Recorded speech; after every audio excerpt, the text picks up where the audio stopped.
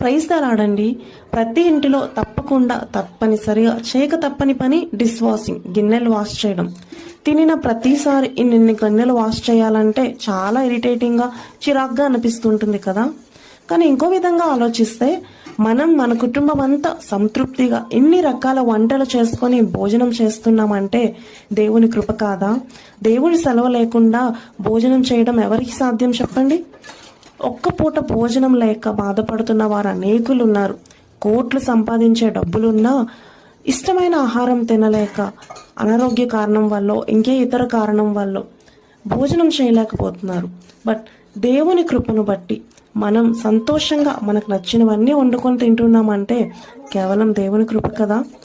అలాగే మనం తినే ముందు ప్రార్థన చేసి తినాలి. మా డాడీ చిన్నప్పుడు తినే ప్రతిసారి ప్రేర్ చేసుకొని తినాలని, ఇచ్చిన ఆహారాన్ని బట్టి వందనాలు, ఆహారం లేని వారికి ఆహారం దయచేయండి, ఇచ్చిన ఆహారాన్ని పరిశుద్ధపరచండి అని ప్రేర్ చేయడం నేర్పించారు.